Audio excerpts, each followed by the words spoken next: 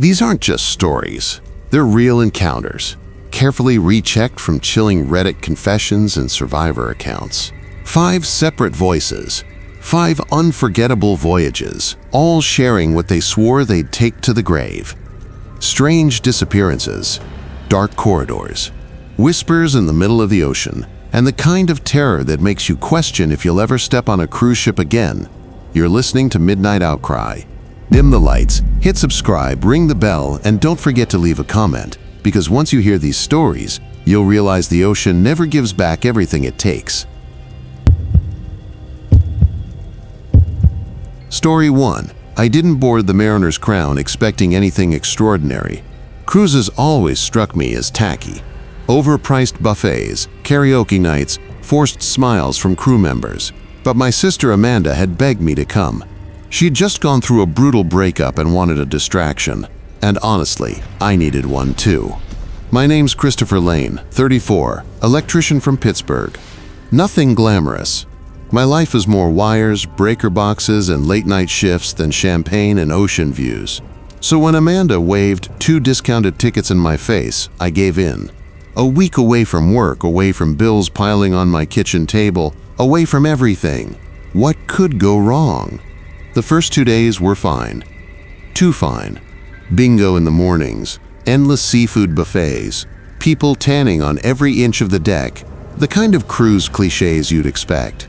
But on the 3rd night, I noticed her.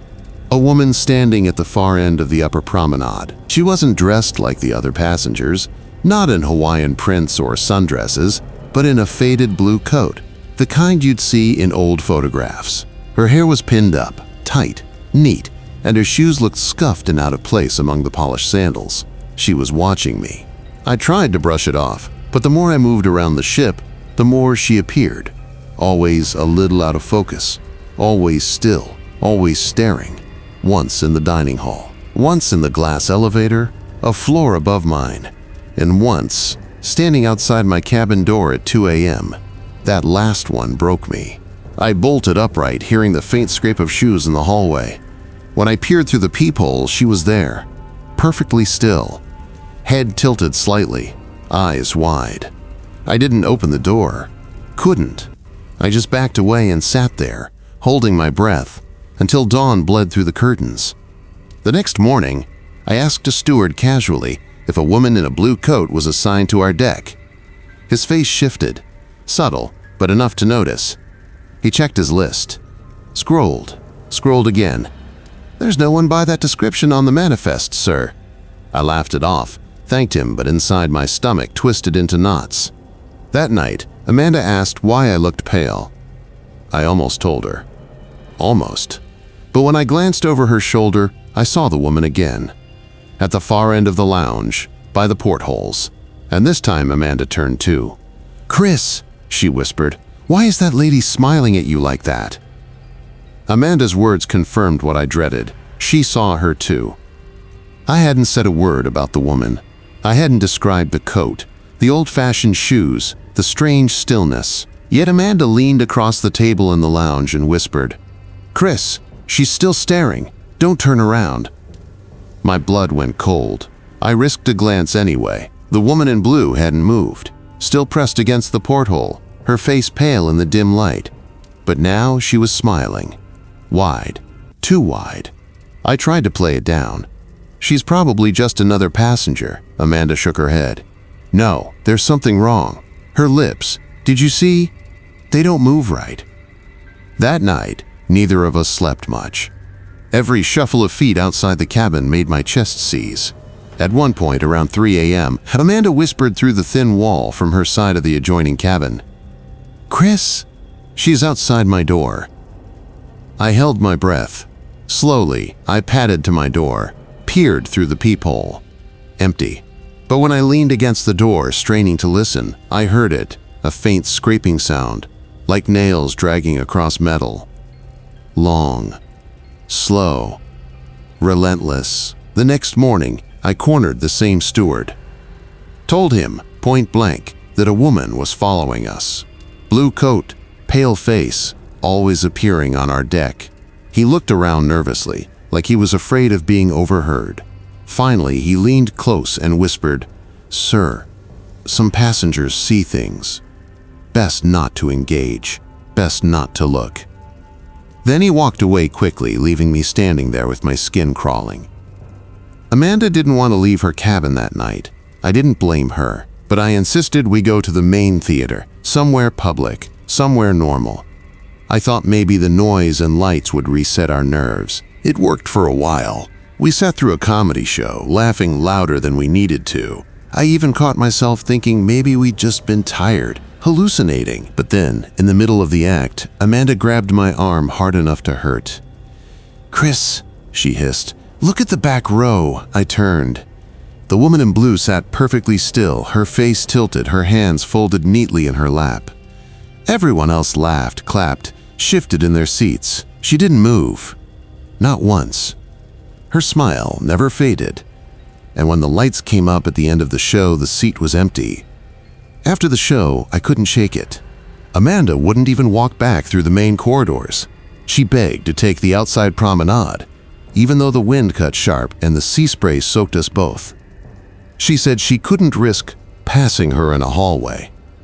Halfway down the promenade, Amanda suddenly froze. Her hand gripped mine hard, and she pointed at the glass doors leading back inside. The reflection showed us two damp, anxious passengers hurrying along the deck. But behind us, the reflection carried a third figure, the woman in blue. Walking just a few paces back, her steps perfectly matched to ours. I spun around. No one was there. The promenade stretched empty, wet, and dark. When I turned back, the reflection was gone. The next morning, I marched down to guest services. I wanted answers. I described her in detail. The coat, the hair, the smile. I demanded to know if she was a passenger, maybe someone in distress, maybe mentally unwell. The clerk kept typing on his computer, face tight. Finally, he looked up and said, "Sir, I can confirm there is no one matching that description registered on this sailing." I felt my stomach drop. Amanda didn't even look surprised when I told her. She just nodded and whispered, "I knew it." That night was the worst. I heard it first. 3 slow knocks on my cabin door. Not the polite tap of a crew member. Not the playful knock of Amanda. But heavy, deliberate knocks that seemed to wait between each one. I froze. From the other side, a voice spoke softly. A woman's voice. Faint. Almost drowned out by the hum of the ship. "Christopher." Every hair on my arm stood on end. I backed away, heart slamming in my chest. I didn't answer. I didn't even breathe. Then I heard Amanda scream through the adjoining door. I rushed over, threw it open. She was pressed against her peephole, pale as a sheet, whispering, "She's looking right at me. She's right outside." I put my eye to the peephole, and there she was. Closer than ever. Face inches from the lens. Eyes wide. That impossible grin stretching far too wide across her face. She didn't blink. Didn't move. Just stared. Like she'd been waiting for me all along. I yanked Amanda away from the door. "Don't look at her," I hissed. My voice cracked, but I tried to sound steady. The knocking started again. Slow. Deliberate. 3 beats. Then silence. We stayed like that for almost an hour. Lights on, hearts racing, listening to every creak of the ship. Eventually, exhaustion won. We curled up on the bed, wide awake but too afraid to move. Around 3 a.m., I must have drifted off. When I opened my eyes again, the cabin was darker than it should have been. The lamps were still on, but it felt like the light had been smothered. Amanda was gone. Panic shot through me. I bolted upright, calling her name. No answer. That's when I noticed the condensation on the inside of the window. Words had formed in the foggy glass, written by a finger from inside. "She's mine now." I scrambled for the door, flung it open. Amanda was standing in the hallway, barefoot, eyes glazed like she was sleepwalking. And behind her, just a few steps away, was the woman in the blue coat. I swear to God, she tilted her head and smiled right at me. I grabbed Amanda, shook her hard until her eyes fluttered back to life. She gasped, like she'd been drowning, and clung to me. The woman was gone. The next morning, we went back to guest services, desperate. I demanded to speak to the captain. They told me politely he was unavailable. When I pressed harder, the clerk leaned in, voice low, eyes darting around. "You should stop asking about her." My blood ran cold. "So you do know?" "Sir." His smile returned, practiced and professional, but his tone was sharp. "Enjoy the rest of your cruise."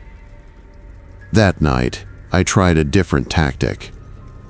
I asked a bartender if she'd ever seen a passenger who didn't belong. The woman froze mid-pour. Her hand trembled so hard the glass slipped and shattered. She leaned close and whispered, "Don't follow her. Don't answer if she knocks again."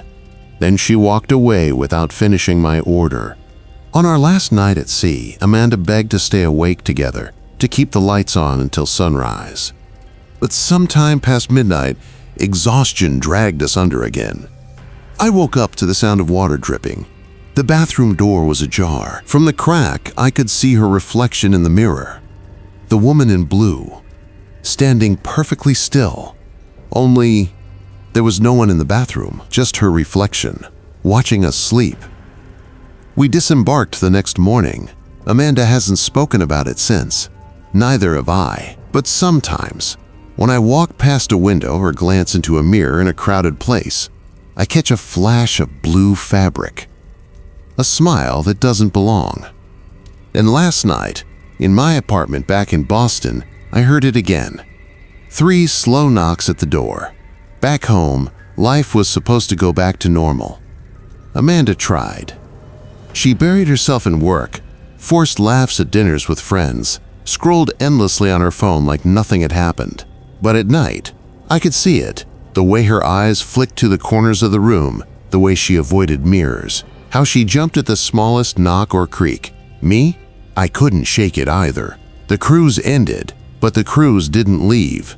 It came home with us. The first week, it was small things. I'd wake up to find the bathroom mirror fogged over, even though no shower had run.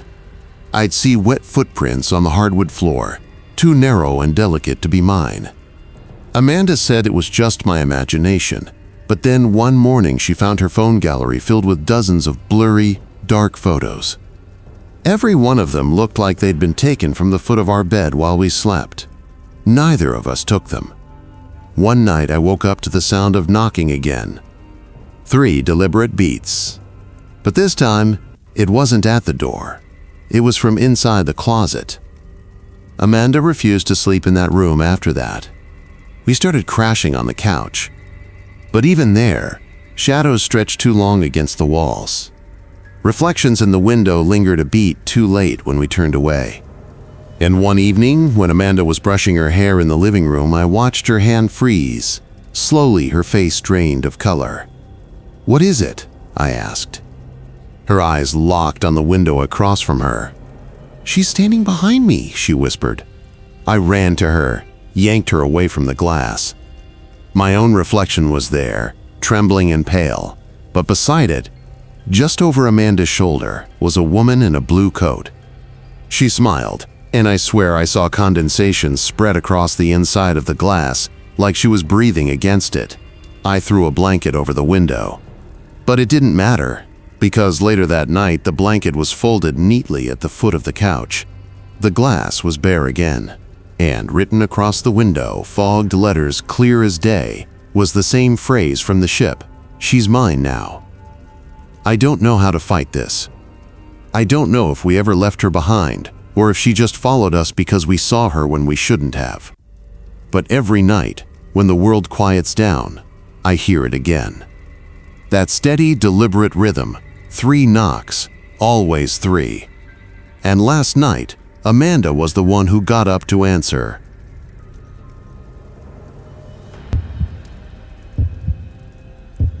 Story 2. The first thing that struck me wasn't the ocean or the smell of salt in the air. It was the silence. Too deep. Too absolute. Like the ship itself was holding its breath. I stood in the corridor, my footsteps echoing off the metal walls, and realized I hadn't seen another passenger for nearly 10 minutes. On a vessel carrying more than 3,000 people, that didn't make sense. My name is Rachel Whitman. I am 29 years old, a nurse from Charlotte, North Carolina. I wasn't the type who splurged on vacations, but this was different. My younger brother Michael had drowned last year during a fishing trip on Lake Norman. His loss hollowed me out in ways I couldn't put into words. The cruise was supposed to be my first step toward moving on. A week of sea air, sunsets, and maybe even a smile or two. Friends encouraged me, saying it might help me breathe again. I booked the trip with hope, not knowing how quickly that hope would rot. The Elysian star was massive. On the first day, everything seemed normal enough. Crowded pools, bars humming with laughter, waiters carrying trays that glistened under warm lights. Yet, by that first night, small cracks began to show. Corridors didn't line up the way they should have. Walking from deck 7 to deck 9 felt different each time. Sometimes the stairwell stretched, sometimes it bent too sharply. I convinced myself it was fatigue or seasickness. But when I returned to my cabin, the number on the door plate flickered from 715 to 713 before settling back, as though deciding which it preferred. The unease grew worse the following day. I wandered after breakfast, looking for the promenade deck, but the hall led me somewhere I'd never seen. A long, narrow passage with rusting pipes exposed overhead. It didn't match the sleek, modern finish of the rest of the ship. The smell of brine and oil hit me like a wall. I told myself I had taken a wrong turn until I noticed something carved into the steel bulkhead. Deck 0. Do not remain. The words looked scratched in haste, letters jagged, almost desperate. My pulse hammered in my throat. Before I could lean closer, a voice echoed faintly behind me. "Miss Whitman? You shouldn't be down here." I spun. A crew member in uniform stood at the far end, his cap shadowing his face. Something about him felt wrong. His smile was too wide, his posture too stiff. "I got lost," I stammered. His smile lingered. "It happens, but Deck 0 isn't for passengers. For safety reasons." I glanced back at the bulkhead. The carved words were gone. Only smooth steel remained. When I turned again, the crew member was already walking away, his shoes clanging faintly against the metal, except the sound didn't sync with his steps. Each echo lagged, as though replayed. That night, I tried to shake it off. I sat on my cabin bed, scrolling through photos on my phone. But my screen glitched, freezing on an image I hadn't taken. A long corridor, empty, with me standing at the far end. My hair was tangled, my eyes hollow, like I'd been wandering for days. I dropped the phone onto the bed, breath ragged, trying to convince myself it was some corrupted file. But the ship wasn't finished with me yet. I couldn't sleep that night. Every time I closed my eyes, I heard the ship's hum change, like a bass note thrumming too low to belong to any machine. My training as a nurse had taught me to trust my senses. When something felt wrong, it usually was. Around 2 a.m., I gave up on rest. I slipped on my hoodie, grabbed my phone for light, and decided to walk the promenade deck. Fresh air, I thought. Fresh air, and maybe the stars would calm me. The hallway outside my cabin was darker than usual. The overhead lights flickered at irregular intervals, shadows stretching long against the steel walls. My footsteps echoed back strangely, like someone else was following at a slower pace. I stopped. The echo stopped. My chest tightened. When I rounded the corner toward the stairwell, I froze. The stairwell stretched impossibly downward, far deeper than any cruise ship should allow. Steps gleamed wet, like they'd just been scrubbed, or like seawater dripped down from above. A faint mist rose up, carrying the smell of salt. My instincts screamed to back away, but something in me whispered, "Look closer." I descended 3 steps, phone, flashlight trembling in my grip. On the landing below, a brass sign hung crooked on the wall, "Passenger Manifest, updated daily." But when I shone the light across it, I saw only one name, repeated over and over in uneven handwriting: Rachel Whitman. I staggered back, heart in my throat. My phone buzzed in my hand, the flashlight flickering. A text appeared on screen from an unknown number. "Deck 0 awaits. Do not resist." The light above me popped, plunging the stairwell into near darkness. I scrambled back up, slamming the cabin door shut behind me, chest heaving like I'd sprinted miles. For the first time since boarding, I considered demanding to disembark at the next port, but the itinerary showed no stop for another 3 days. 3 days too long. The next morning, I forced myself to act normal. I attended breakfast in the main dining hall. The room bustled with clinking cutlery, coffee steam rising, passengers chatting. Relief swelled in me until halfway through my meal I noticed something off. Every single person at my table ate in perfect sync. Forks lifted, bites chewed, glasses tilted, all at the same rhythm, like they were following choreography. My skin prickled. "Are you all right, miss?" a woman across from me asked, her voice too calm, too even. "Yes," I lied, forcing a smile. But her eyes didn't blink. None of theirs did. The entire table froze mid-motion. Forks hovered, cups suspended, every gaze locked onto me. I shoved back my chair, muttering some excuse, and left. The instant I stepped into the corridor, the hum of voices resumed behind me, as if nothing had happened. By late afternoon, the fog rolled in. It swallowed the ocean, turning the view outside the windows into a shifting, endless white. Passengers whispered about how strange it was, how even the crew seemed uneasy. But I noticed something they didn't. When I pressed my hand to the glass, the fog pressed back. Not condensation, not a trick of light. A faint handprint mirrored mine, cold and damp, before fading into the mist. I snapped a photo with my phone. The screen glitched again, showing me not the fog, but a blurred reflection of my own face. My eyes were black pits. My mouth was sewn shut. That was when the PA system crackled overhead. "Attention passengers," the captain's voice announced cheerfully. "Dinner will be served at 7 sharp. Please remember." But beneath his words, layered and distorted, came a second voice, whispering directly into my ear. "Rachel, Deck 0, tonight." I dropped my phone. The dining hall bustled again. Footsteps echoed. Laughter returned. But none of it felt real. None of it was real. And I realized, with a cold certainty, that I wasn't just on a cruise ship anymore. The Elysian Star was alive, and it wanted me. Dinner came, whether I wanted it or not. The dining hall's chandeliers swayed slightly with the ship's motion, their golden light too warm, too steady, as if defying the storm pressing against the hull. I sat alone, at the edge of the room, scanning the crowd for anything normal. Laughter rang out, silverware clinked, but none of it settled me. Halfway through the meal, I caught sight of the crew. Normally, waiters moved briskly, smiling, balancing trays with practiced ease. Tonight, they shuffled stiffly, every motion identical, placing glasses, pouring wine, setting plates in the exact same rhythm. I tracked 3 of them at once, realizing they were mirrors. My skin prickled, and I pushed away my plate.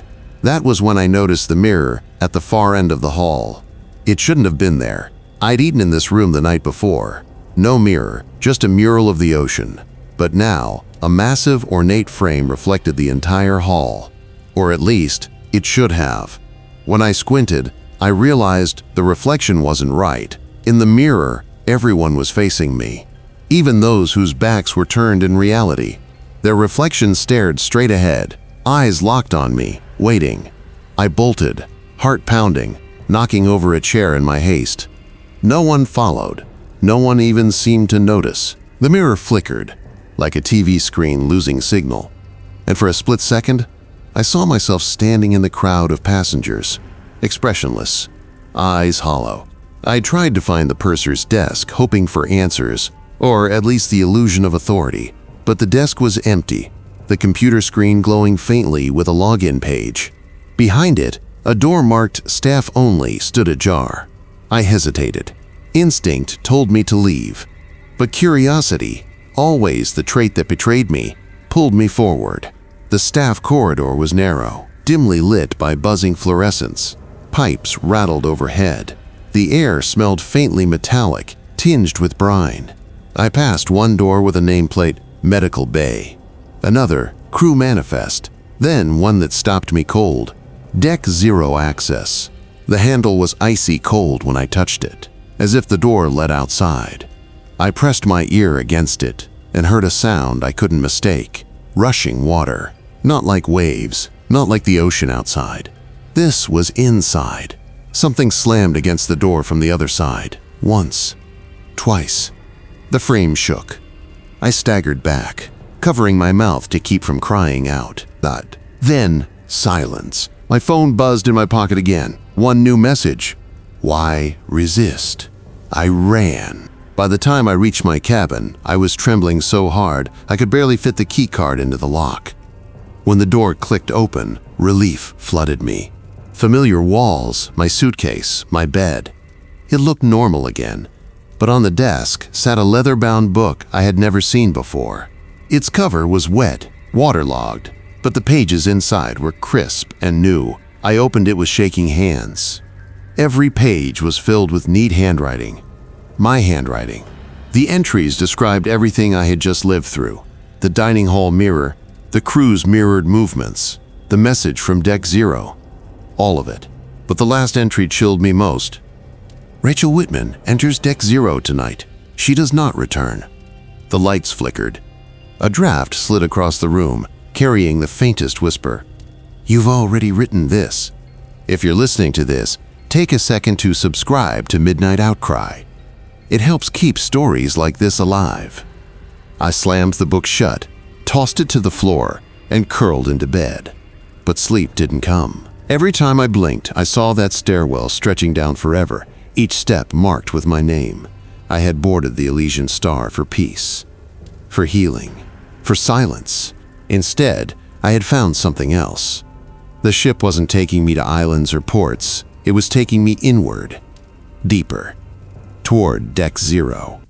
And I had no idea how much longer I could resist the call.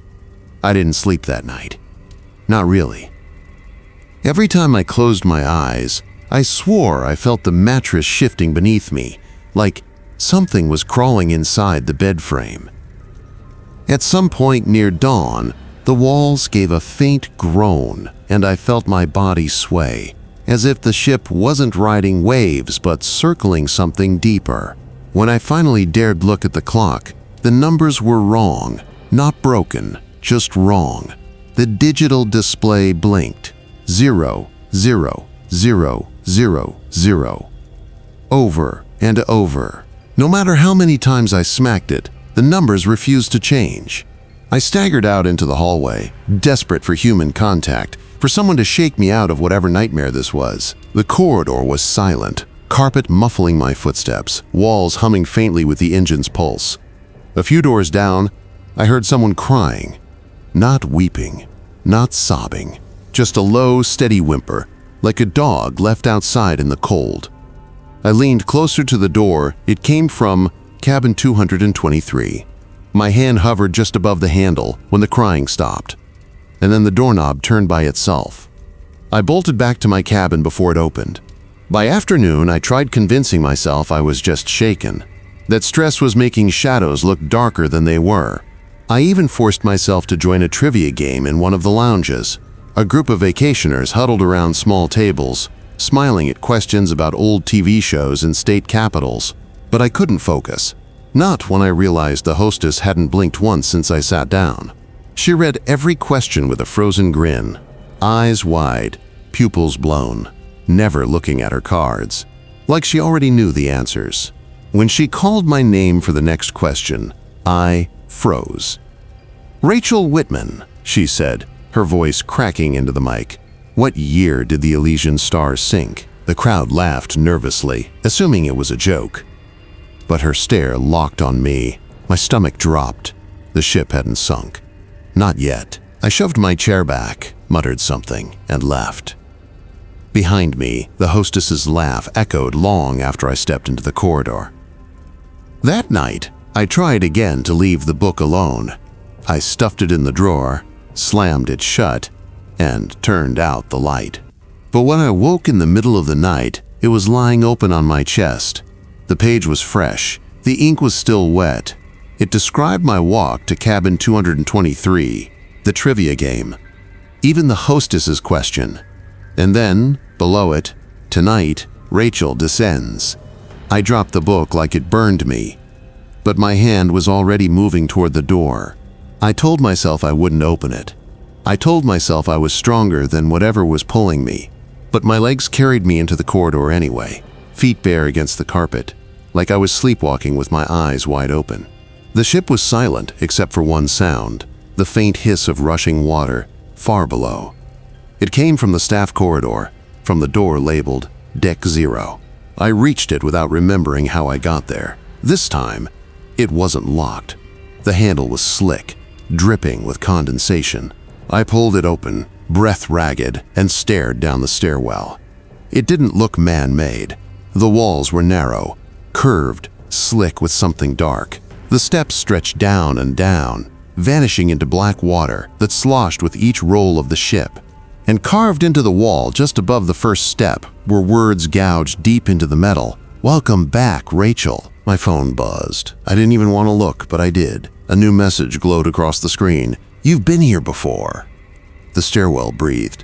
I swear it did. Warm, damp air exhaled from the dark below, carrying the stench of brine, rust, and something sour, like rotting kelp left too long in the sun. My bare foot touched the first step and nearly slipped. The metal was slick, pulsing faintly as though it had a heartbeat. I gripped the rail, but the rail wasn't cold steel anymore. It felt soft, warm. My fingers sank in as if I were holding muscle instead of metal. Every instinct screamed at me to stop, to run, to pretend none of this existed. But the whispers started again. They weren't in my head this time. They rose from below, thousands of voices, layered like a tide, pulling me deeper. Observe, descend, return. I stumbled downward, heart thundering, knees trembling. Each step echoed, but the sound didn't come from my feet. It came from behind me, as if something was copying me a half-beat late. By the time I reached the bottom, the stairwell opened into a cavernous chamber. I froze. It wasn't a maintenance deck. It wasn't anything human. The walls stretched into impossible curves, slick with moisture. Black water lapped at the edges of the platform I stood on. Chains dangled from the ceiling, vanishing into the water below. And in the center of it all, a massive book. Bigger than any table I'd ever seen, its leather cover swollen and slick, glowing faintly with bioluminescent veins. Pages fluttered in a wind that didn't exist, each turn splashing droplets of water across the chamber. I wanted to run, to scream, to deny it. But my body betrayed me. Step by step, I walked toward the book. My reflection rippled in the water pooling beneath it, and it wasn't me.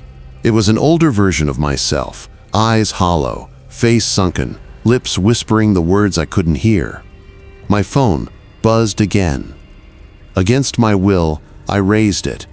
A new message lit the screen, the sender unknown. "Sign your name." The whispers surged louder, pressing against my skull. "Sign, stay, witness." My knees buckled as the book's pages stopped fluttering. They froze on a blank sheet. A pen formed from dripping seawater rose from the surface, hovering inches from my hand. I knew, if I touched it, I'd never leave. And yet, behind me, footsteps drew closer. Wet, dragging footsteps. I had seconds, maybe less. My choice was simple: sign, or see what was coming up those stairs. The dragging footsteps grew louder. Wet, uneven, metallic. Every step made the platform shudder, chains rattling above me. I clutched the rail of the massive book's pedestal. torn between terror and a sick, gnawing curiosity. My breath rasped out in shallow bursts. Then I saw it. Something emerged from the stairwell. At first it looked like a man, drenched, dripping salt water, but his skin clung too tight to his skull, eyes bulging as if they'd been forced into sockets not meant for them. His mouth stretched wide, smiling too much, too far. Water poured endlessly from it, splashing across the floor. His uniform was wrong too. A steward's jacket, soaked and rotting, but the name tag shimmered like fresh brass, R. Halloway. I blinked hard. My stomach dropped. That was my name. Rachel. He croaked, voice warped like an intercom underwater. It's already written. He lifted his hand. In it dangled a pen, identical to the one hovering above the book. The whispers around me surged like a storm tide. Sign. Witness. Stay. I shook my head violently, tears burning my eyes. No, I'm not. But then, the book itself groaned, pages buckling. My phone buzzed again, the screen flashing. You've already signed. You just don't remember yet. The steward, or whatever was wearing his shape, moved closer, steps leaving puddles that steamed against the metal floor. His shadow didn't match his body. It was taller, stretched, with multiple arms reaching outward. I backed up until my spine pressed against the massive book. The veins in its cover pulsed, glowing faintly red now. I could feel it breathing behind me, like a lung the size of a house. Please, I whispered, to no one, to everything. The steward tilted his head, smile cracking wider.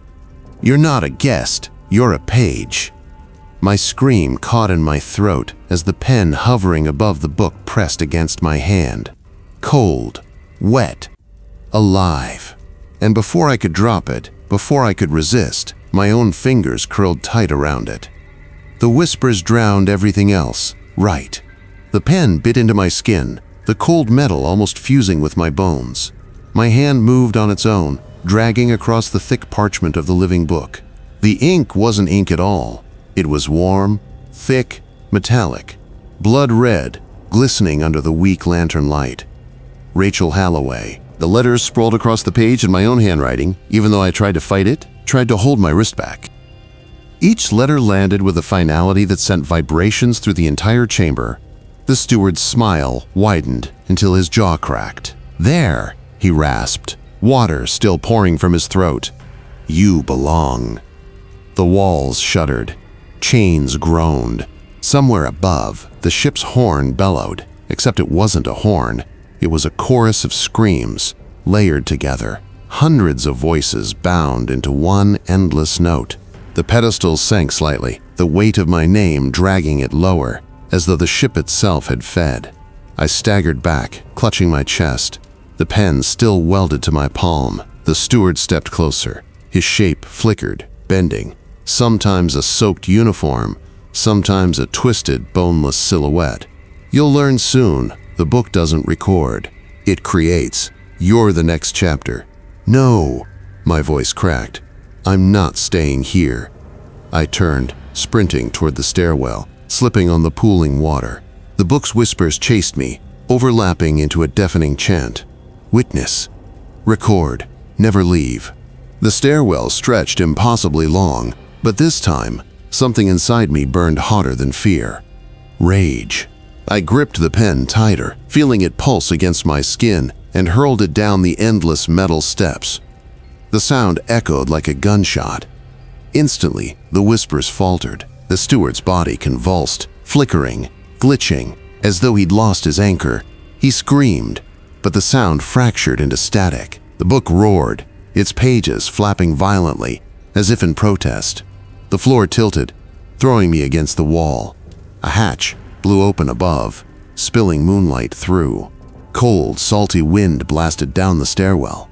I clawed my way upward, legs burning, ribs aching, every breath a struggle. Behind me, the steward shrieked. No page escapes. No chapter ends. I reached the hatch, dragging myself through. My eyes stung from the sudden brightness. I was on deck 11, the open-air promenade. Stars glittered above, waves crashing far below. For a fleeting moment, it felt real, normal. But the ship wasn't done. The railing twisted in front of me, metal curling into letters that spelled my name. The deck stretched wider, longer, reshaping itself as though to keep me running forever. Passengers appeared in the distance, frozen, smiling, glasses raised in silent toasts. I fell to my knees, trembling, staring up at the endless night sky. My chest heaved. Maybe there was no leaving. Maybe this was already written. A final announcement crackled through the intercom, the captain's voice smooth, calm, timeless. Ladies and gentlemen, thank you for joining us aboard the Ocean Reverie. Tonight, we welcome our newest passenger, Rachel Holloway. She will observe. She will remain. The deck lights dimmed. The stars above flickered out, one by one, until only the black ocean remained, endless and hungry. And as the whispers swelled again, filling every space inside my skull, I understood the truth. No one ever leaves the ship. We only turn into stories. And the ship is still writing mine. Story 3. You ever hear stories about people who book cruises alone? Most of the time, it's harmless. Retirees treating themselves, singles wanting to mingle, widows and widowers trying to heal. But on the cruise I took last summer out of Miami, I swear I saw something that still doesn't make sense. Something that I can't convince myself was real, but I can't shake either. It started the first night, right after we left port. I was traveling solo myself. My name's David Carver, 34, a history teacher from Ohio. I'd booked the cruise after a rough breakup, figuring I needed the ocean air, good food, and maybe some distance from my problems. My cabin was on the third deck, a small interior room that was basically a bed, a desk, and a bathroom. Nothing fancy. The cabin across the hall was labeled 329, and from the moment I first walked by it, I knew something was off. The door was open when I arrived with my suitcase. Inside, the lights were dim, and a man was sitting perfectly still on the bed. He wore an old-fashioned gray suit, like 1940s old, and his hands were folded in his lap. He didn't blink, didn't move, just stared at the wall. Hey," I muttered awkwardly, giving a nod as I fumbled for my keycard. No response, not even a flicker of acknowledgement. I figured maybe he was just tired, or weird, or didn't speak English. But that image stuck in my head as I shut my own door. The stiff shoulders, the strange, outdated clothing, the way he seemed almost placed there. Later that night, I asked my steward, a cheerful Filipino guy named Marco, about the man in 329. 329? He repeated, then checked his chart. He frowned, then tapped the paper. No, sir. Cabin 329 is unassigned this voyage. No passenger. I laughed nervously, thinking he had to be mistaken. But Marco shook his head. Empty, locked, nobody inside. The next morning, though, when I opened my door, I could see cabin 329's door was cracked open again. And the man was still sitting there, in the exact same position. I froze in the hallway. He was still there, same gray suit, same posture, staring at the far wall as if the world outside didn't exist. His hands were clasped neatly, knuckles pale against the dim cabin light. I cleared my throat, trying to shake the nerves. Morning. Nothing. Not even a flicker of his eyes. A couple walked past me toward the stairs, laughing about breakfast. Neither of them glanced inside the room. I mean, not even a double take, as if they didn't see him at all. That's when the back of my neck prickled. I shut my door and pressed my ear against it. Silence. Only the hum of the engines, steady as a heartbeat. At breakfast, I tried to brush it off. Maybe I was overtired. Maybe Marco had been mistaken. But the unease followed me everywhere. On the pool deck, in the crowded buffet, even during the cheesy comedy show that evening. When I returned to my cabin later that night, the hallway was empty.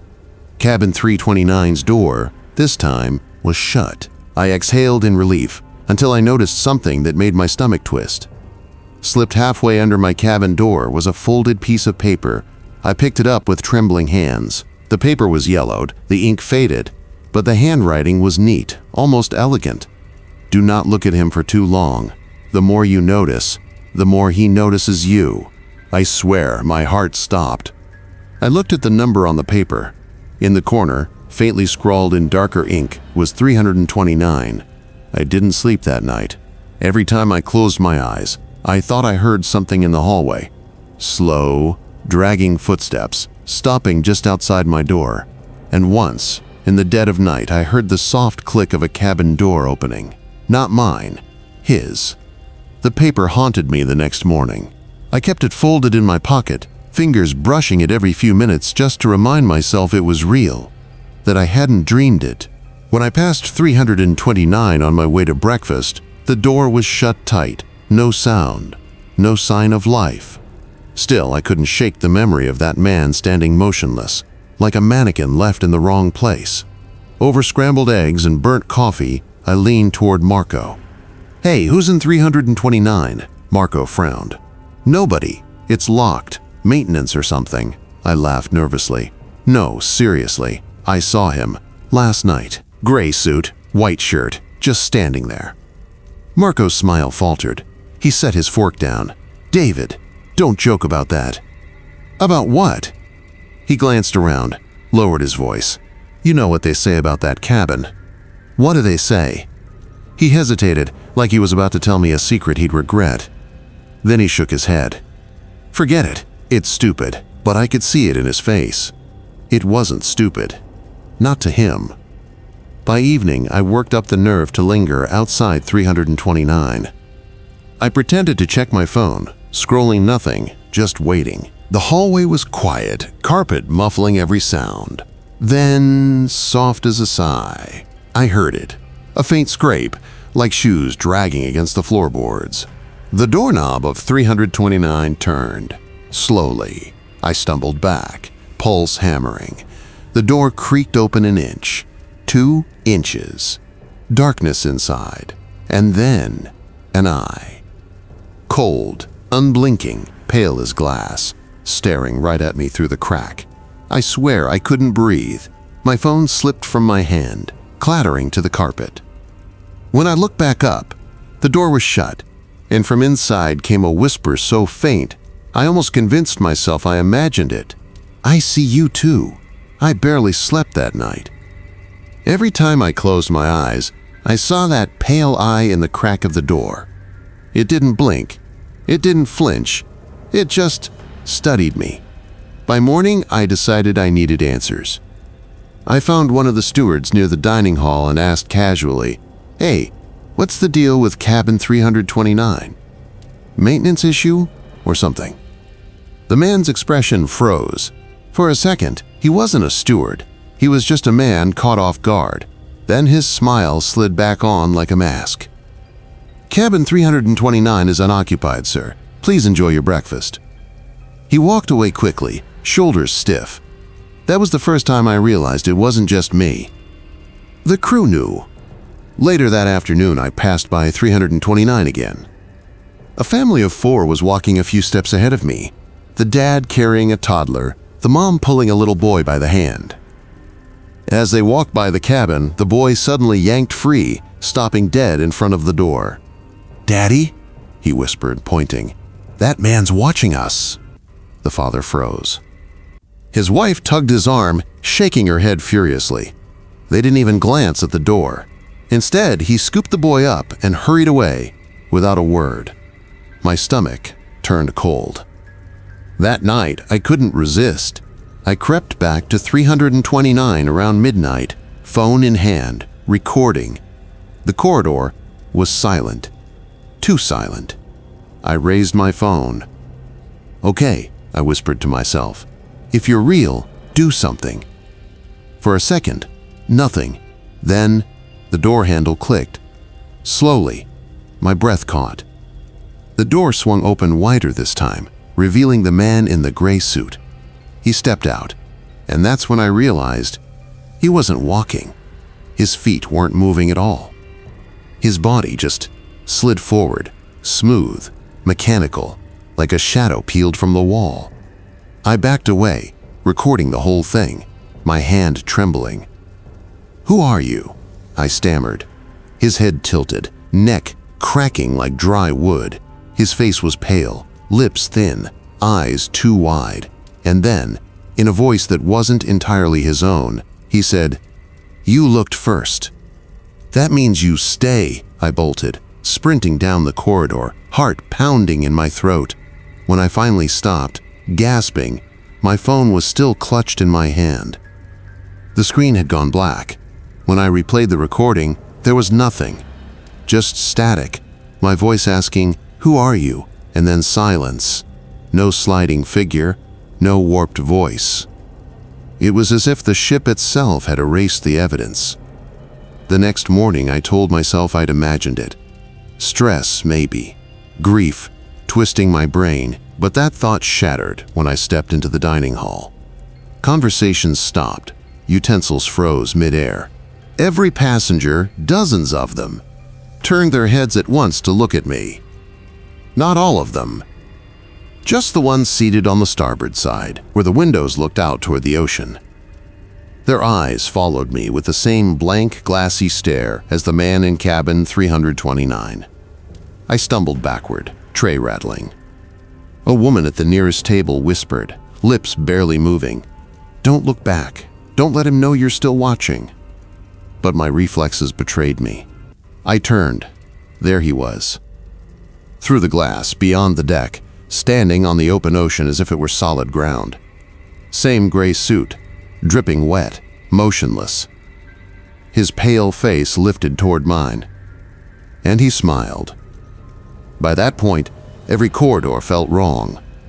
Cabin numbers twisted, halls stretched longer than they should have.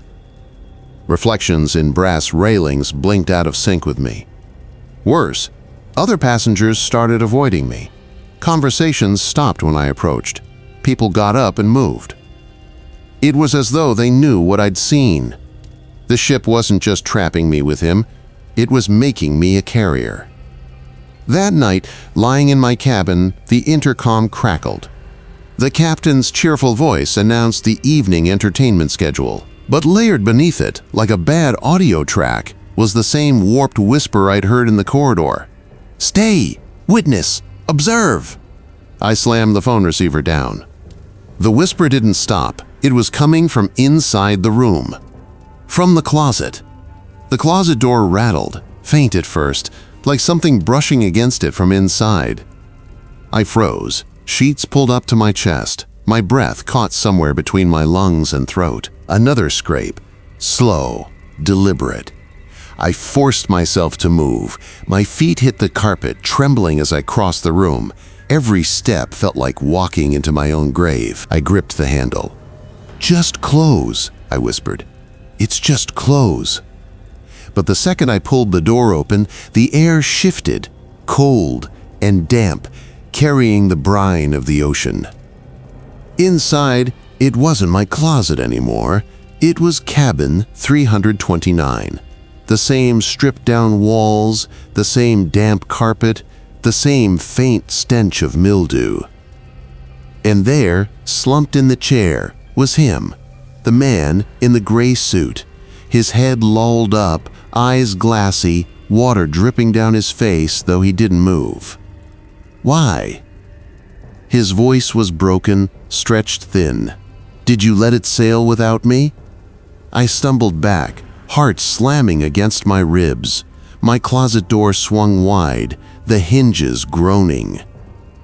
Behind him, the shadows seemed to writhe, filling the room like black smoke. He rose slowly, as though strings pulled him upright. The shadows whispered with him, voices overlapping, 100 tones at once. "Stay. Witness. Observe." The smell of salt water hit me, overwhelming. The carpet beneath my feet went damp. My phone lit up in my hand, unprompted, screen flickering. A text message blinked into existence. From unknown. "Cabin 329 is never empty." The ship groaned then, a low metallic shudder that rattled the glasses on the desk. My light flickered out, and in the pitch dark, only his voice remained, right behind me. "You're next." The whisper came so close to my ear that I felt my skin prickle. "You're next." I spun around. Nothing. My cabin was empty, except for the open closet door that no longer led to my closet at all. It was still cabin 329. The man in the gray suit stepped forward, water dripping from his sleeves onto my carpet. His lips never moved, but his words pressed directly into my mind. "Once you've seen it, you can't unsee it. The ship keeps us. Forever." The walls of my cabin began to pulse, as though they were breathing. The carpet darkened, wet with seawater. My bed sagged as though soaked through. I backed toward the door, hands scrambling for the handle, but it wouldn't budge. The gray-suited man reached toward me. His fingers stretched unnaturally long, black water spilling from beneath his nails. My pulse roared in my ears. Instinct finally won. I grabbed the only heavy thing near me, my phone charger, and hurled it at him. It went straight through. The shadow behind him absorbed it, swallowing the object whole. And then the whispers rose. Dozens of voices, maybe hundreds. Men, women, children, all layered together. Their words indistinguishable except for one refrain: observe, stay, belong. The closet yawned wider, the walls stretching until the entire cabin tilted toward it. My belongings slid across the floor toward that endless, black doorway. I fought it, clawed at the desk, dug my nails into the carpet. But the suction was relentless, pulling me inch by inch closer to the gray-suited man who waited with open arms. I screamed. Finally, I screamed. And then, silence. The pull stopped. The lights flickered back on. My closet was just a closet again. Empty, dry, ordinary. I collapsed onto the bed, chest heaving. Had I imagined it? My phone buzzed once more. A notification appeared. Cabin 329 will open again. When it does, you won't leave. The next morning, I tried to act normal. Breakfast, deck chair, casual conversation with passengers who seemed perfectly fine. But every time I looked at them too long, I thought I saw water dripping from their hair, their sleeves, their eyes. When I returned to my cabin, the number on the door had changed. Not 417 anymore, 329. I'm back on land now. Writing this because maybe someone will believe me. The cruise line denied everything. Said no such cabin exists. My boarding pass shows 417. My receipts match. But I know what I saw. I know where I stayed. And sometimes, at night, I hear it again. The low groan of the ocean sovereign's hull. The faint whisper of voices just beyond my closet door. I don't open it anymore. Not yet. Because deep down, I know one day it'll open itself. And when it does, cabin 329 will take me the rest of the way. If you've made it this far, you're already part of the observation. That's how it begins. And if you want more true encounters like this, subscribe to Midnight Outcry before the ship decides you've noticed too much.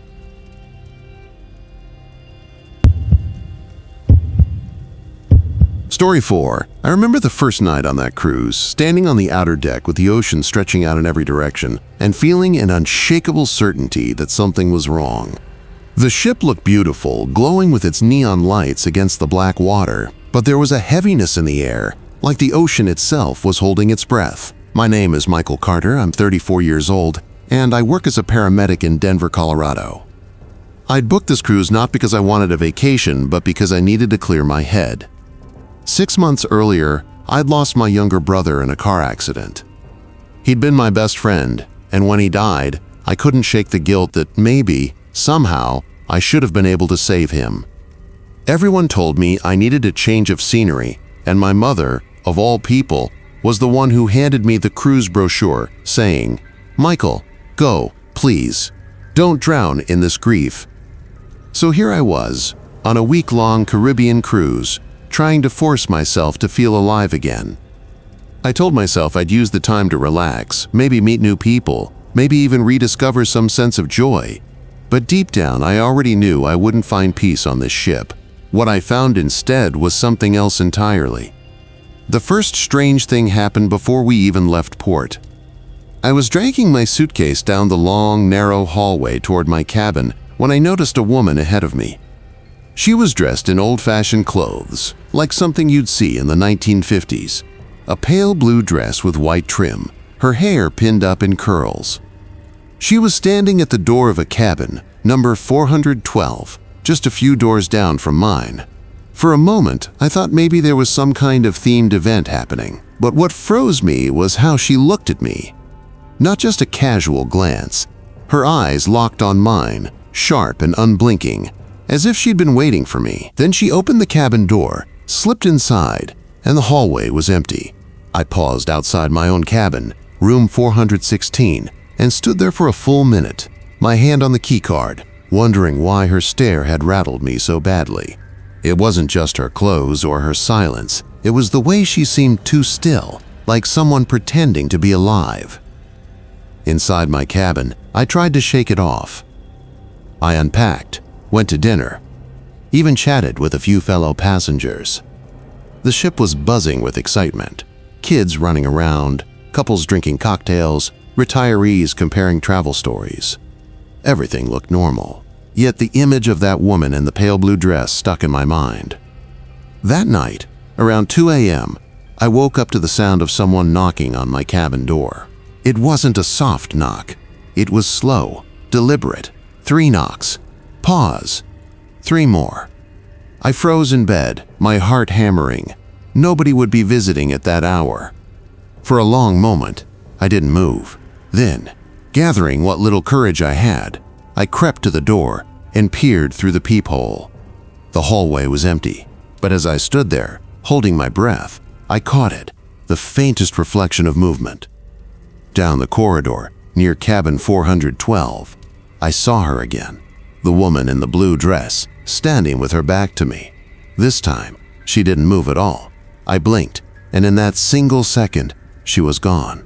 I tried to tell myself it was just exhaustion, jet lag, maybe even grief playing tricks on me. But the truth is, from that moment forward, I knew I wasn't alone in that hallway. And whatever had its eyes on me, it wasn't simply another passenger. The morning after that strange knocking, I dragged myself to breakfast, half convinced I'd dreamed the whole thing. The buffet was crowded, sunlight pouring in through wide windows, kids laughing and spilling orange juice, older couples calmly reading newspapers.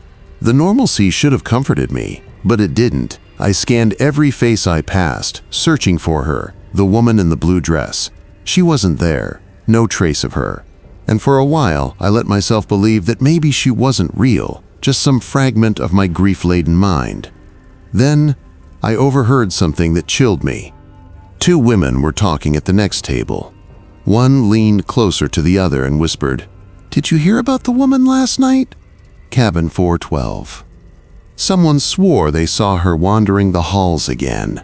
That word hooked itself into my brain. I leaned over and asked casually, "Sorry, did you say cabin 412? They looked at me with the kind of polite suspicion strangers reserve for nosy neighbors. Finally, one of them said, "Yeah, don't worry, it's just a story the crew tells. They say a passenger died in that room years ago. People claim they still see her." The lady in blue, she chuckled as if it were harmless, but my stomach dropped. I had seen her. That night, I avoided my hallway as long as I could, lingering in the ship's lounge, nursing a whiskey while listening to a mediocre cover band play 80s ballads. The atmosphere should have been relaxing, but I couldn't shake the feeling of being watched.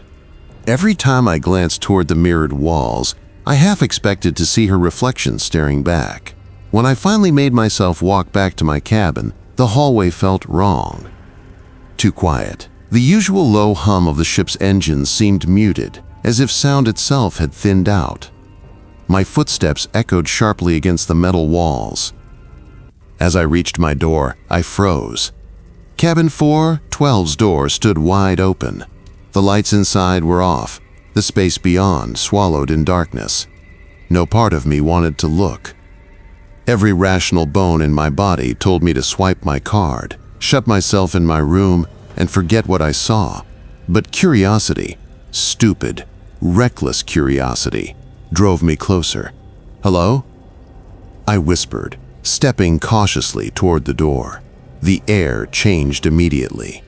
It was colder, heavy with the scent of mildew and sea brine, as if the ocean itself had seeped inside. I leaned just an inch closer. And then, movement. A figure rushed past the doorway, so fast I almost thought I imagined it. A blur of pale blue fabric, vanishing into the shadows. I stumbled back, my heart hammering. But before I could run, something else caught my eye, a piece of paper, fluttering just inside the room. I reached in, snatched it, and slammed the door shut. Back in my cabin, under the glow of the bedside lamp, I unfolded the paper with trembling hands. It was an old passenger manifest, yellowed, edges torn. Names were typed in faded ink, but one had been circled in crimson: Eleanor Whitmore, age 27, deceased. And scrawled beneath, in handwriting that was not typed but scratched, almost carved into the page, were the words, "She doesn't want you to leave." My mouth went dry. I stared at the paper until my vision blurred. It didn't make sense. How could something like this just appear in an empty cabin? That night, sleep was impossible. Every creak of the ship, every shuffle of footsteps in the hallway, sent me sitting upright, staring at the door. At one point, I swear I heard whispering just outside. Not words exactly, more like the sound of breath moving through syllables that refused to form. By dawn, I was exhausted. I told myself I'd talk to someone, maybe the staff, maybe even the captain.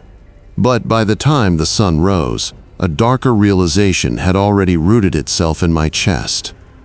Whatever was happening in cabin 412 wasn't just a story. It wasn't just grief or exhaustion. It was real. And the woman in blue, Eleanor Whitmore, had noticed me. By mid-morning, I convinced myself I wasn't going crazy. I had proof. The paper with the manifest wasn't a dream, wasn't in my head. Someone or something had wanted me to find it. I decided to take it to the front desk. The woman at the reception counter wore the kind of professional smile you could mistake for genuine warmth if you weren't looking too closely. Her name tag read Marissa. "Morning, sir. How can I help you?" I slid the folded paper across the desk. "I found this in a cabin last night. Cabin 412. It was just lying there." Her smile faltered. For half a second, something behind her eyes tightened, as if I'd said the one thing I shouldn't. "Cabin 412 isn't occupied," she said firmly, pushing the paper back. "Perhaps you're mistaken." "No, I'm not mistaken." I pressed the page toward her again. "Look at it. There's a name. Eleanor Whitmore, circled. Someone needs to explain this." Marissa glanced at the paper, then quickly tucked it under a clipboard. Her voice dropped lower. "Sir, I'd advise you to stay out of places you don't belong. For your own safety." Her phrasing made my skin crawl. Not, "It's dangerous." Not, "Don't worry about it."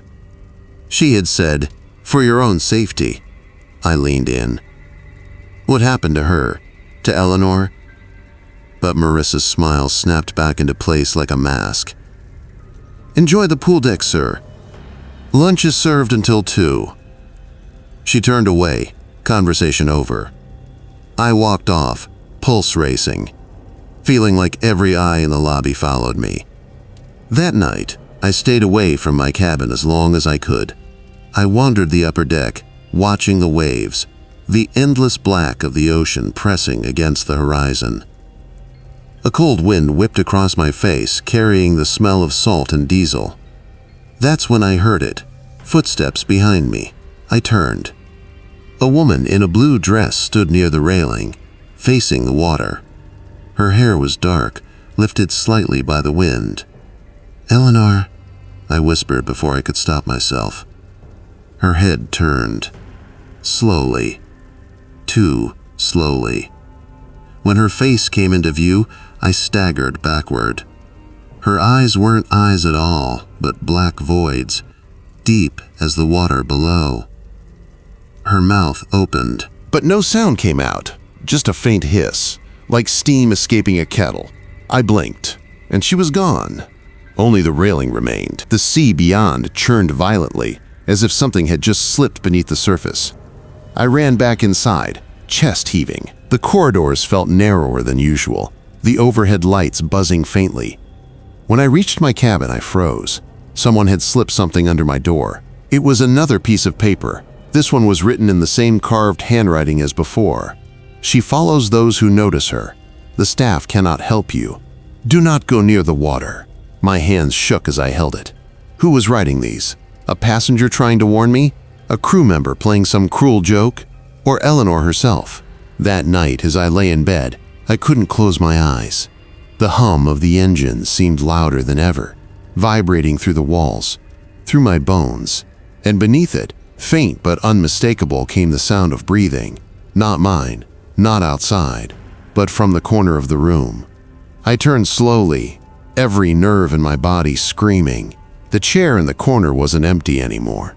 A pale figure sat there, watching. Her dress shimmered faint blue in the dark, her head tilted, her lips moving soundlessly. Yet I heard the whisper in my skull as clearly as if it had been spoken aloud. "You saw me. Now you stay." I couldn't move.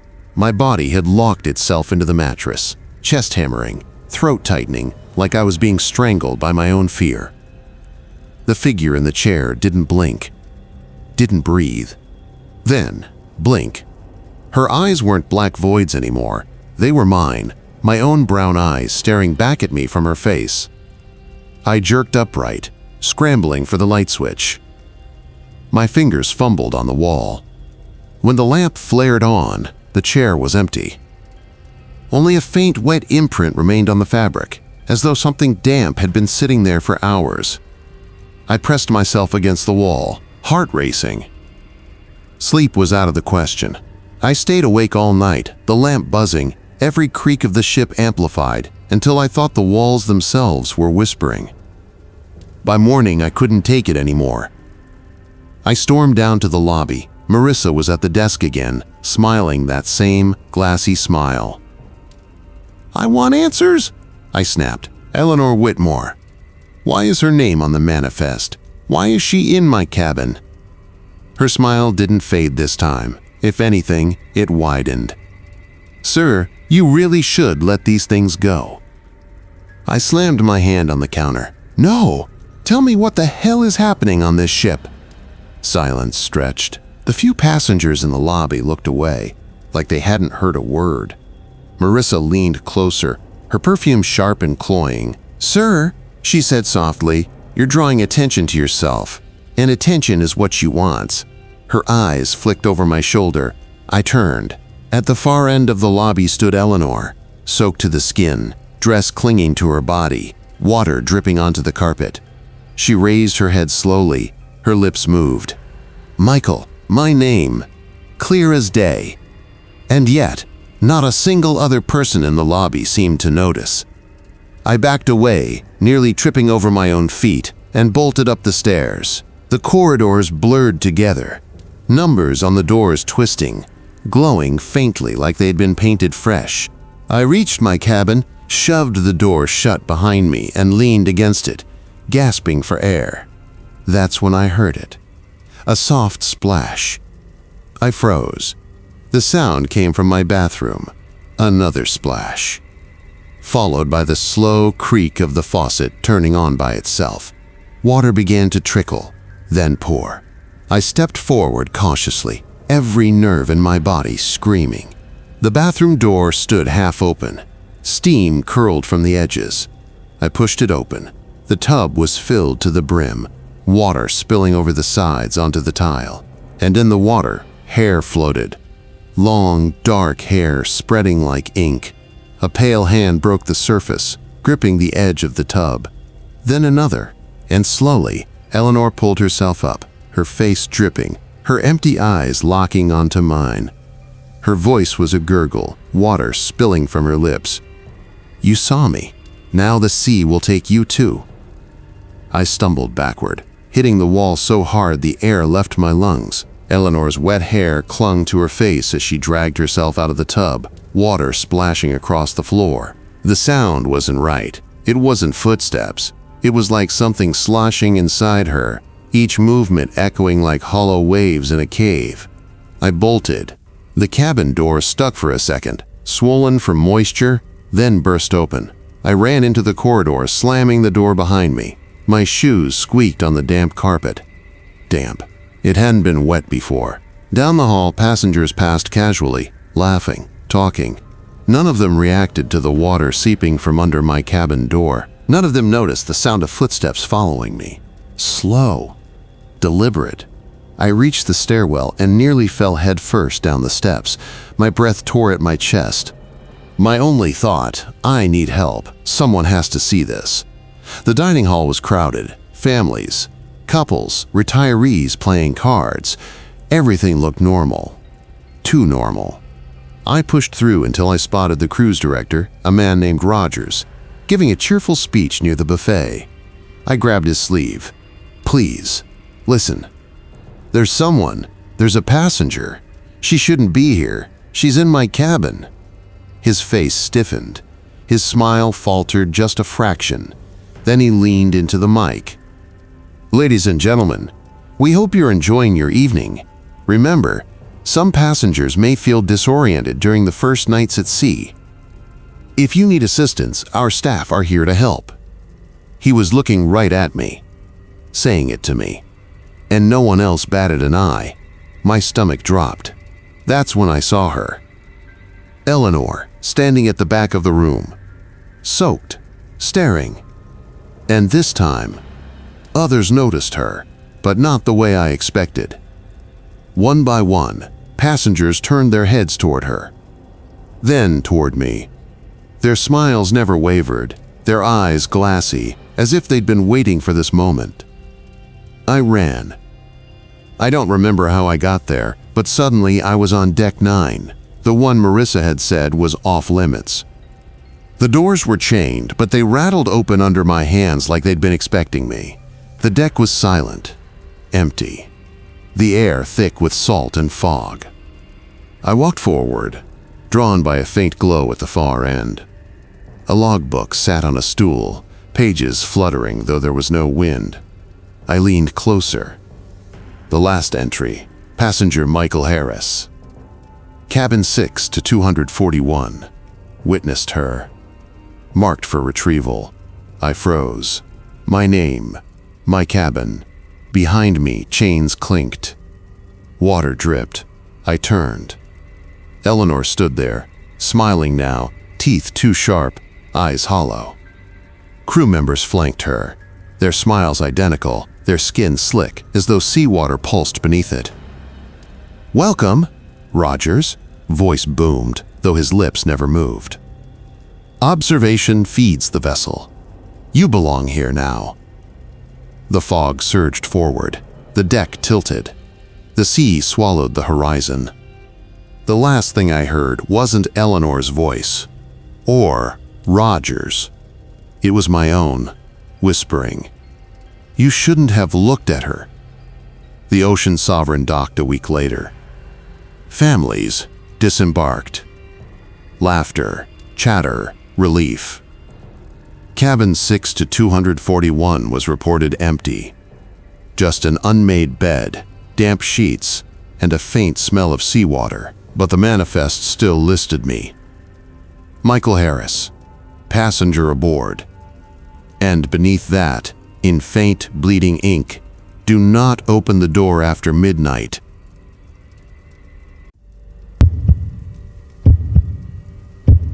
Story 5.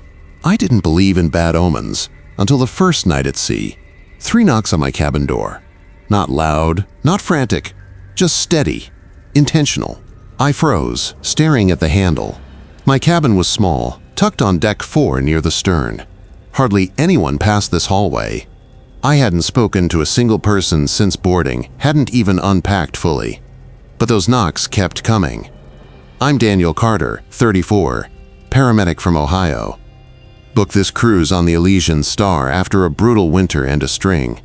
I grabbed the handle, heart hammering, and yanked the door open. The hallway was empty. Fluorescent lights buzzed overhead, their glow reflecting off the metal walls.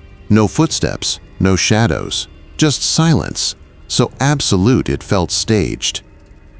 I leaned out, scanning both directions. Nothing. I almost laughed at myself. Maybe it was the ship creaking, maybe a prank. I shut the door, locked it, and crawled into bed. But around 3:12 a.m., I woke to the sound again. Knock, knock, knock. This time, softer, almost patient. "Who's there?" I called, my throat dry. Silence. The next morning, I convinced myself it was exhaustion. I hit the breakfast buffet, trying to shake it off. People around me chatted, families laughed, crew bustled. Normal. Too normal. But when I returned to my cabin, something was wedged under the door. A folded piece of stationery from the ship, the kind with the Elysian Star logo embossed at the top.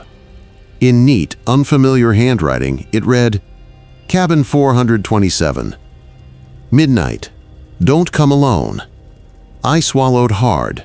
My cabin was 426. 427 didn't exist. The numbering jumped from 426 to 428. I'd noticed it when I first checked in, thought nothing of it. Ships had weird layouts. But now it felt deliberate. All day, I couldn't shake the feeling of being watched. In the atrium, I caught sight of a man in a dark coat staring up at me from the lower deck. When I blinked, he was gone. At the pool, a little girl pointed at me and whispered something to her mother, who immediately shushed her. By evening, I was a mess of nerves. I kept replaying the note in my mind. "Don't come alone." Midnight came faster than I wanted. The hallway outside my cabin was quiet, lights dimmed for night mode. My eyes darted to the gap between 426 and 428. Just a blank section of wall, but the air felt different there, colder, heavier. And then I heard it. Knock, knock, knock, from inside the wall. I pressed my ear against the metal. My stomach turned to ice. There was someone, something in there. I stepped back, heart pounding, and whispered, "What do you want?" A pause. Then, faintly through the wall, "Let me in." I stumbled back, nearly tripping over my own shoes. Every instinct screamed at me to run, but my feet wouldn't move. The voice hadn't been loud. It was soft, broken, like someone speaking through water. I backed toward my cabin, fumbling with the keycard. My hands shook so badly it took 3 tries before the green light blinked. I slipped inside, slammed the door, and locked it. For a long time, I just stood there in the dark, chest heaving, listening. Nothing, no knocks, no whispers. But when I finally dared to turn around, I froze. The folded piece of stationery, the same one with cabin 427, "Midnight, don't come alone," was lying on my pillow. I hadn't brought it in. I grabbed it with trembling hands and checked the back. This time, there were 3 new words scrawled in the same neat handwriting. "We see you." I barely slept that night. My brain kept trying to rationalize, crew prank maybe? Some sick passenger messing with me? But every explanation collapsed under the weight of that impossible fact. There was no 427. The next morning, I went straight to the front desk. I tried to keep my voice steady as I asked about the cabin numbering. The clerk smiled politely. "Yes, sir, some of our decks have unusual numbering for design reasons." "Unusual?" I pressed. "You mean missing?" Her smile tightened. "Is there anything else I can help you with?" I lowered my voice. "Who put this under my door?" I slid the stationery across the counter. She glanced at it, and for just a second her expression faltered. Her eyes flicked to the side, as if checking if anyone was watching. Then she slid the note back to me without touching it for long. "I don't know where you got that, sir. Please enjoy your cruise." It wasn't just dismissal. It was warning.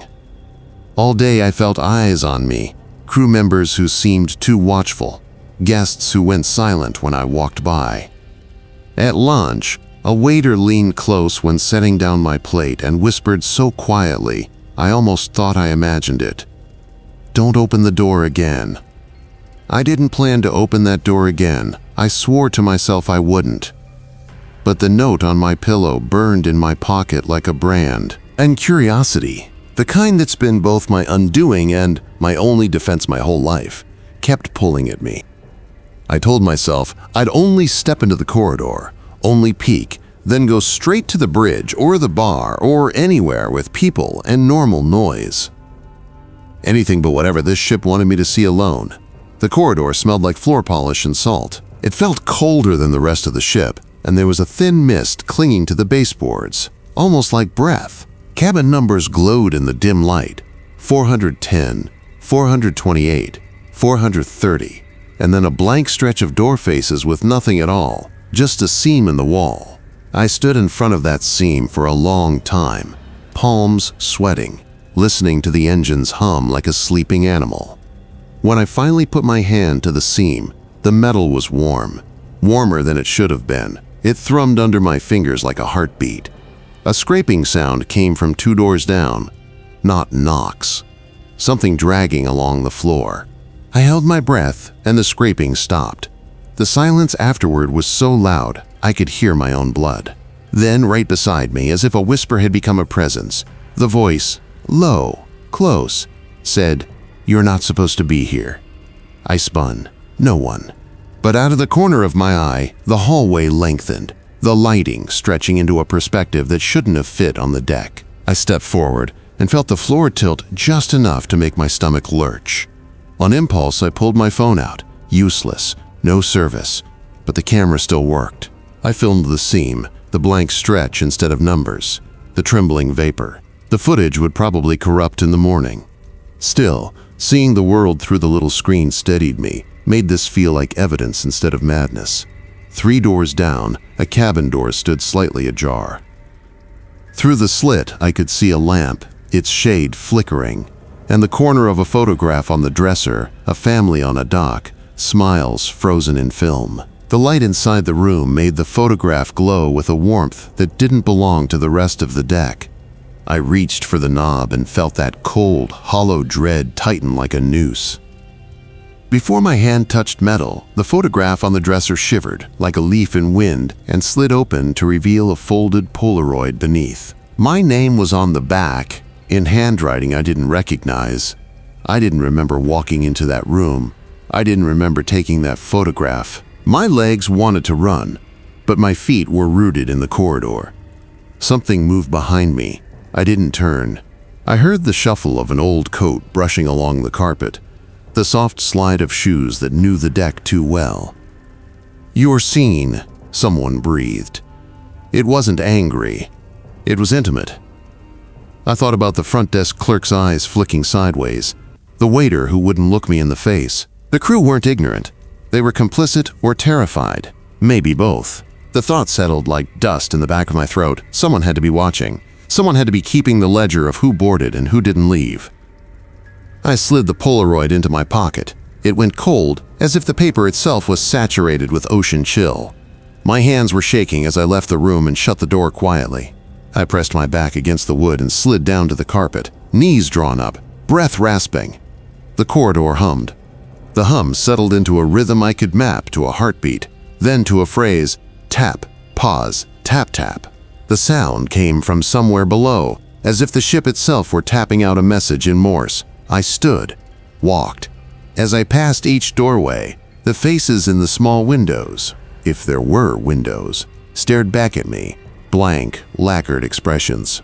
Occasionally, a pair of eyes would flicker, just a blink, almost like the ship granted permission to look. Once, a hand, wet, pale, pressed against glass, and left a fingerprint that steamed for a second, and then faded like it had never been there. At the elevator bank, a maintenance sign read, "Closed for repairs," in blocky letters, taped over with a second note in shaky ink, "Do not descend." Below that, someone had scrawled in small print, "They count." I should have turned around. I should have gone to the crowded buffet, sat with strangers, watched the mundane scramble of breakfast and the banal announcements about port arrivals. Instead, the sign felt like a dare. I slid the tape back and pushed the elevator button. The doors opened into a shaft that smelled like wet rope and old diesel. Inside, the floor panel glowed with a different numbering. No deck numbers, only dates. The numbers scrolled slower than time should, then halted on a date I didn't know, June 14th, 1999. When the elevator stopped again, or it felt like it stopped, the doors opened onto a hallway that was not the ship I'd boarded. The walls were metal, rivets pitted and dark. Pipes coiled along the ceiling. The lighting was red and dim like emergency lights on a submarine. The hum of the engines was louder, closer. It felt like it held voices in it. A pair of boots shuffled past, leaving a smear of damp sand on the metal floor. The boots were followed by a shadow that leaned in at an impossible angle. I swallowed the bile rising in my throat and took a step forward. The air tasted metallic. I thought of the maintenance hatch I'd seen by the laundry earlier and the taped warning. I thought of the waiter's warning that I repeat in my head like a prayer, "Don't open the door." There was a hatch at the end of the corridor, rounded, bolted, with a window clouded by salt. Through the cloud, I saw a dim shape move, fingers pressing at the inner glass. Not a person exactly, more like a suggestion of someone who used to be. The hatch had a small placard, "Crew access, authorized only." Someone had scratched a line through the word "authorized" and added a single word under it, "listed." My throat tightened, listed. I could feel the ship cataloging me, logging the fact of my noticing. The room beyond the hatch smelled like old rope and a sharper chemical I couldn't name. My flashlight beam caught the edges of crates stacked like tombstones. Stencils on their sides, names, dates, brief marks of what might be inside. A crate nearest the door had fresh condensation and a name stenciled in bold block letters. My name. I didn't scream. I didn't have energy to. My limbs felt weightless and leaden at once, like gravity had decided I belonged here and tightened its grip. I put my palm on the crate. The wood was cold, slick with salt, and my skin stuck for a blink. Under my thumbprint, letters formed in the wood as if the ship answered with ink, 6 to 241. The number struck in my chest like a punch. I knew it, somewhere, in a part of my mind that fought to stay sane. The bridge banner, the noisy reception, the clerk's sideways glance. Everything folded back to that small string of digits. Cabin numbers had been ordinary at first, but now they were coordinates in a map someone else had been drawing for decades. A metallic clatter upstairs made the whole corridor jump. The tapping increased. Tap, pause, tap, tap, as if whatever counted beneath the hull was working faster. The sound threaded into the lights. They blinked in sequence. I counted along until the numbers began to align, and in the pattern, I heard a phrase like a code, "Stay, right, belong." That phrase echoed in my skull. And then, somewhere behind me, the hatch's bolt slid. Slowly at first, as if someone was being polite, then with a firmer thunk. I hadn't heard anyone approach. The corridor was empty. I turned, and the hatch window fogged as if breath had been exhaled against it. Something inside me, survival instinct, maybe, or the last portion of reason, urged me to retreat. I took a step backward and then another, and the world reformed around me. The elevator doors that had once been metal closed and reopened to the bright, varnished corridor of Deck 14. Holiday music from the lounge leaking out like a lie. A family strolled past with ice cream cones. The sunlight was too bright. The heat hammered into me like an accusation. My hands dug into my pockets. The Polaroid was there, damp against my thigh. The ink on the back had shifted. Another line had been added in the same tidy hand. "We're cataloging you." I sat on a bench in the sun and watched people move like they were players in some stage direction that wasn't mine.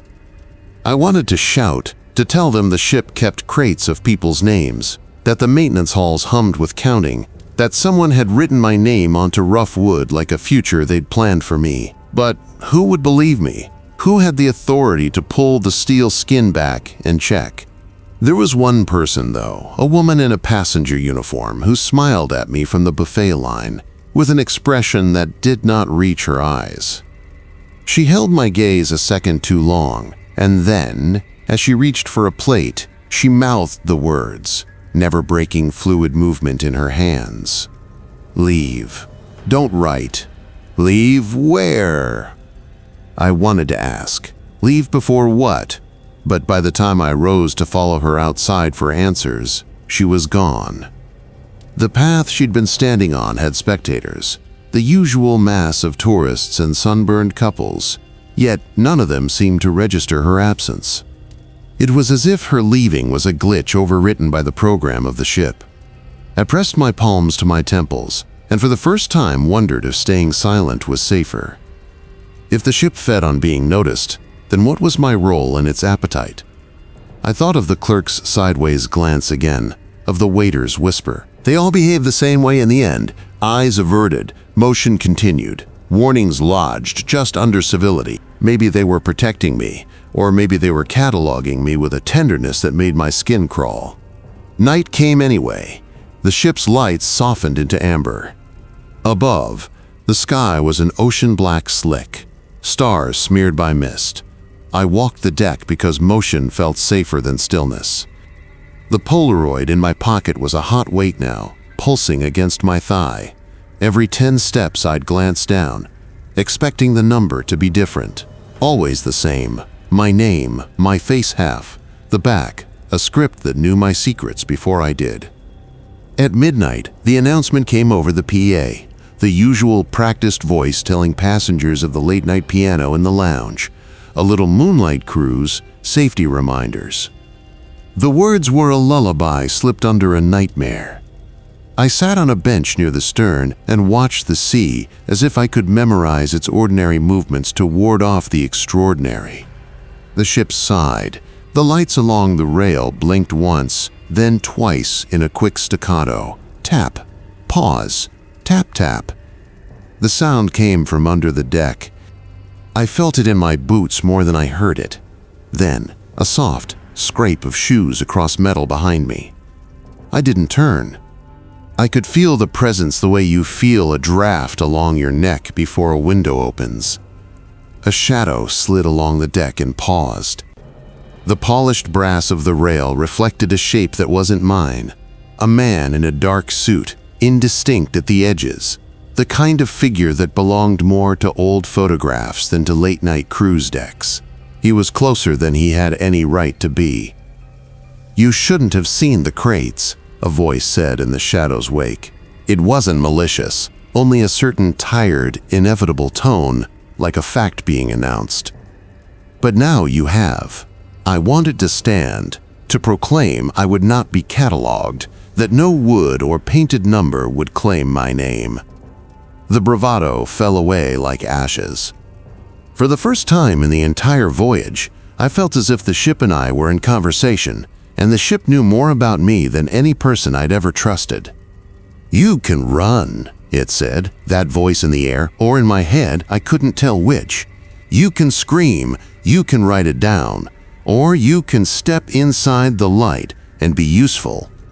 The breath left me in a rush. The Polaroid felt like a hot coal.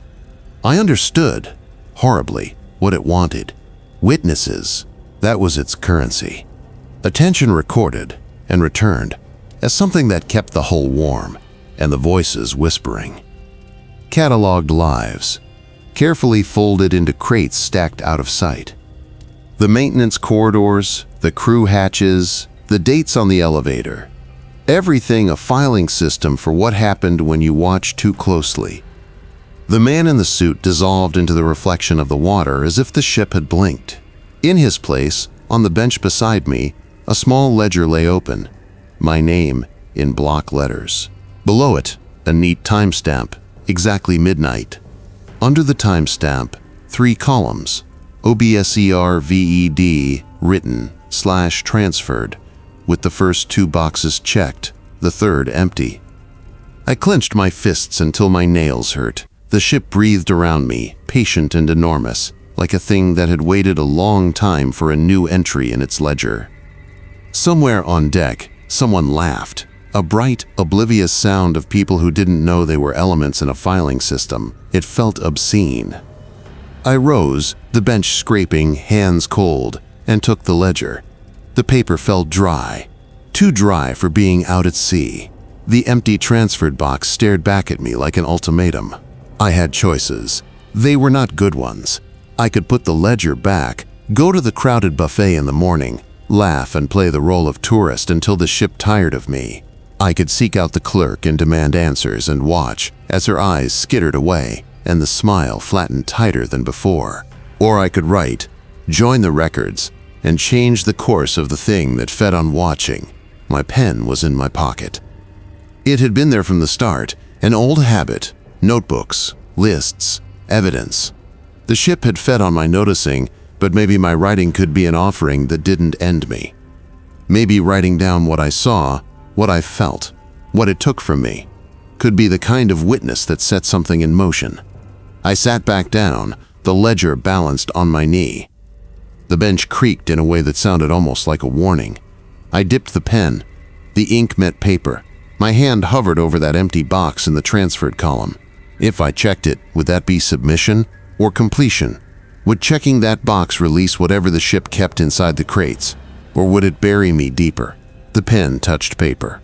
The first letter formed with a reluctance I could feel like cold water. Then another. The ink stained my fingers, dark as the water below. The third mark made the final stroke of the box, a small decisive square. Tap. Pause. Tap tap. The sound accelerated, then slowed, like a metronome aligning to whatever I'd just signed myself into. The ledger closed, the pages a faint whisper. On the far rail, where the deck met the ocean, a figure rose from the water, someone I had seen earlier in photographs, in Polaroids, faces that blurred together into the murk, and lifted a hand in a silent, impossible salute. A knot tightened in my chest. The bench at my back felt like a bench in a different world. I stood, hands numb, and for the first time understood with a clarity that felt like frost what it meant to be noticed and recorded. There will be witnesses, I thought. There will be notes and pens and ledgers. There will be voices in the hull that count, and names that are written across wood and stored like cargo. And there will be people like me who come aboard in search of a horizon and find instead an apparatus of attention that wants them cataloged. As the ship sighed and the deck lights blinked in that same steady signal, I realized the ledger didn't close the loop, it opened it. Someone, somewhere, would read my entry. They would find my note and my name and the number 6 to 241, and they might, if they were stubborn, if they were curious, if they were too much like me, follow the markings down and end up where I was now, sitting on a bench at midnight, watching the ledger, hands trembling. I walked back inside, pockets empty of Polaroids, the ledger tucked under my arm like contraband. The hallway light looked harsher now, the faces in the windows less like photographs, and more like promises. At the cabin door, the chain was engaged on the inside. I hadn't latched it when I left. A soft knock came, 3 slow taps. My chest tightened. The sound was not the call to adventure now, it was the properats, the summons. I slid the ledger onto the mattress. The knocks came again, patient, polite, the handle twisted. For a heartbeat, I considered stepping into the corridor and running, pen in hand, ledger clutched, crashing through the doors like a thief. But I knew the sound that followed. The hum in the hull that would shift into a counting rhythm, and the voices that would line up like pages. When the door eased open, sunlight from the corridor washed in, not warm, but washed, like paper left in the rain. And a man in a dark suit stood in the threshold, blurred at the edges, as if he were an image catching its final focus. He took one step in and smiled with a mouth that made no sound. "You wrote," he said. My throat closed. I opened my mouth, then closed it. There are 100 ways to say no. None seemed safe. "Good," he said simply, as if the word itself could be folded and filed. "We need good witnesses." Behind him, at the corridor's far end, the seam in the wall shivered like a curtain, and a small, almost polite clack sounded. A crate ceiling, a lid closing for storage. The ship exhaled. The engines hummed like a satisfied beast. Outside, the ocean kept moving in the most ordinary way. I sat down on the bed and watched the ledger under the mattress, like a sleeping animal. There was a comfort in the knowledge that the ledger needed witnesses. There was an equal terror in realizing I had become one. The next morning, the ship was alive again. Kids ran across the pool deck, splashing each other. Tourists lined up at the buffet, plates piled with pancakes and bacon. Crew members smiled, their practiced hospitality washing away any trace of what I'd experienced. For a second, I wondered if I'd dreamt it. Maybe exhaustion, maybe too many late nights with whiskey in hand. But when I reached into my pocket, the Polaroid was still there. Only now, the ink on the back had changed again. Transferred, 6 to 241, witness complete. My stomach dropped. I hadn't written that part. I shoved it back in my pocket, but the world around me seemed thinner now, like a movie set with its walls just a little too flat. Whenever I caught a reflection, in the polished brass railings, in the elevator's mirrored wall, I didn't see myself directly. My reflection lagged, like a bad video feed, eyes moving a split second too late. At lunch, I sat with a couple from Ohio. They were cheerful, talking about their kids back home, but halfway through the meal, the woman leaned closer and whispered, without her husband even reacting, "You shouldn't have signed the ledger." Her eyes didn't meet mine. She kept smiling like nothing had happened, cutting into her chicken, nodding along to her husband's chatter. But her lips formed the words again, silently this time. "Don't go back." I nearly dropped my fork. That night, sleep wouldn't come. I lay in bed, staring at the ceiling, listening to the creaks and groans of the ship. At some point, I must have drifted into a half-dream because I woke to the sound of scratching coming from under the bed.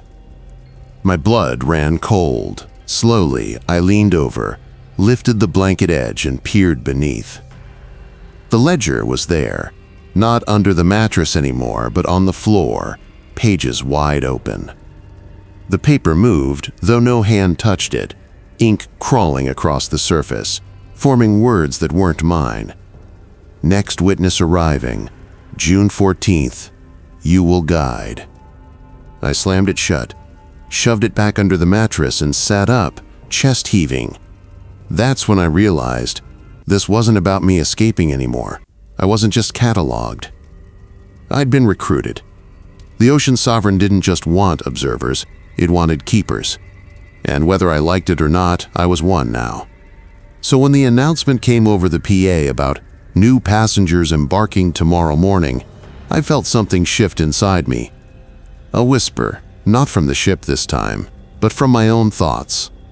Observe them closely. One of them will stay.